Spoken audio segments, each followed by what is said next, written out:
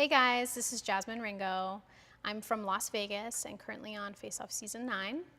Today I want to show you a really awesome technique that is an eye-opening technique that you can utilize for any character really at any point, especially when you don't want to cloud up the eye and you really want the character to read far away from either stage or from an event that you may be doing this makeup at. So first what I did was a very quick brow cover. And in this brow cover, I chose to not glue her down, but rather work very quickly with Dermacolor. What I love about this little palette here, I have a variety of colors that I can work with. And I love to just hold it straight up to my model's face and predetermine what color is gonna work best for her overall complexion, and also color correcting tones that are gonna camouflage the color of her brow hair. And since I have this beautiful blonde model with really light brow hair, I can just choose a color closest to her skin with a little peach undertone. And that's just gonna help mute that color out for me. The reason why I wanna do this is so that I can get the most advantage of her lid space, so that I can create a really cool open crease technique. Next, I'm gonna take some eye primer and apply this all over her lid. And this is just really going to help create a nice smooth surface and allow for any of the shadow that I apply on her lid to really grab and be prominent.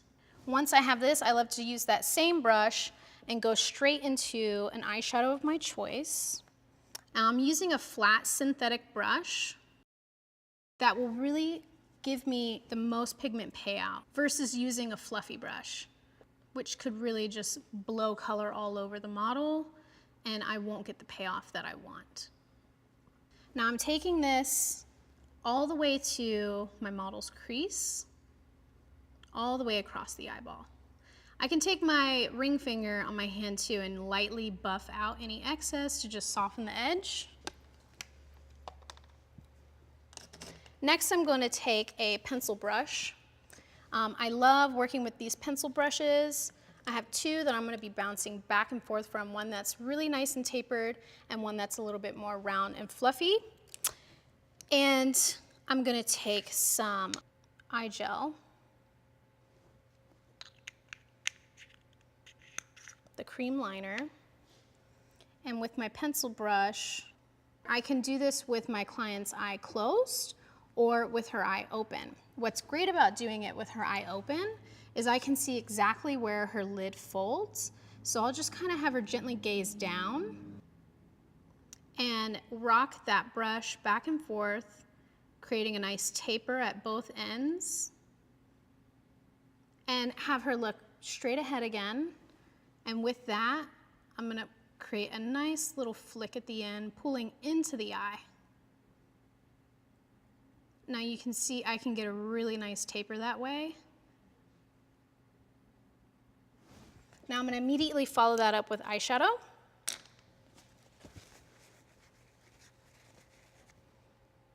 Just wiping my brush off, going into a deeper purple.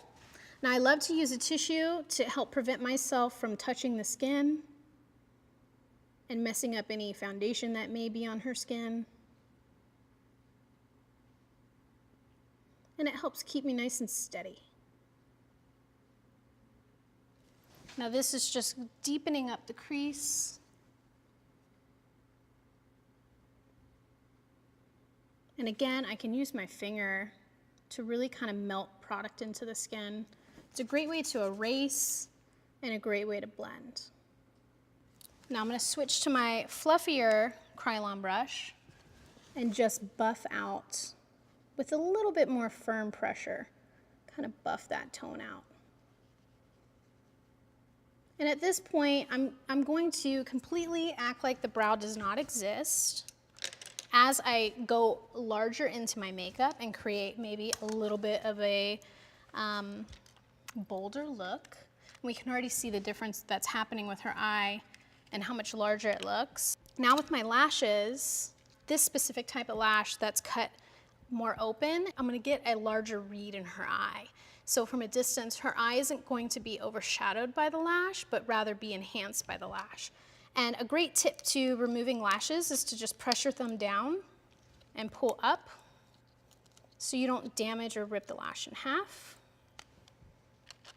So I have 2 sets of lashes I'm going to be playing with here, a little bit of a smaller pair here that we're going to put into the crease, on the crease. It's going to be really cool. Then we always want to take our lash, measure it to the eye. So I'm going to have my model open and look down in the opposite direction. Lay that lash on. See how much of it hangs over, and have her look straight at me. And I see about 1 little chunk of this lash I can take off.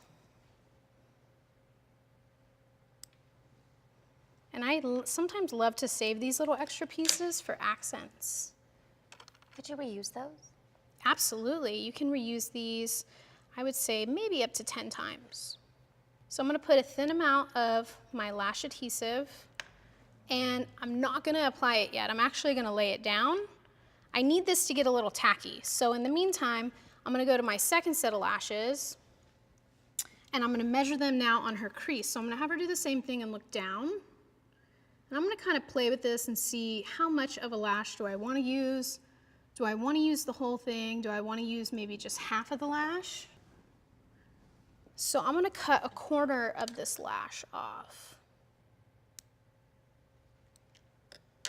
And then what I'm gonna do is really just break this guy up, bend it back and forth, really flare it out. You could do so many cool things with lashes. A trick that I really love to do with these when I have time, not so much on Face Off, is I love to paint these with nail polish. And then I'll put them in the refrigerator, let them dry overnight. And it's a really cool old showgirl technique that I learned in Vegas. And it will actually stiffen the lash up and allow you to use them like 50 times, which is really cool, good money saver. But it also makes the lash look wet. And that reads really beautiful on stage too. So I'm gonna let that one sit and dry. I'm gonna go back to my original. Should be nice and tacky now. Like to bend them, give them a little life, tell them to wake up. It's time to go to work, and have Megan look down into the corner as it stretches all the skin out so that I can lay the lash on nice and smooth. And that way when she starts to move and blink and wiggle and do all her sorts of animations, the lash isn't gonna be tight and pokey on her. And then I'll have her just look at me, make sure it's lining up. Sometimes with these guys, you gotta go back and forth with the inner of the lash. And then at this point, I can step back and take a good look at that and say, yes, I need this second lash on here pronto. Really pop this eye open. And again, I'll just lay that right on the lower half of the crease. And as I do that, I'm going to gently press the lash up and kind of hold it in place for a minute. I can fan it off at this point, kind of help let it set. And this really cool illusion starts to happen with this double stack lash. And once I kind of take a look back and my model, flickers her eye up and down, it's gorgeous. Now let's put a little liner on her.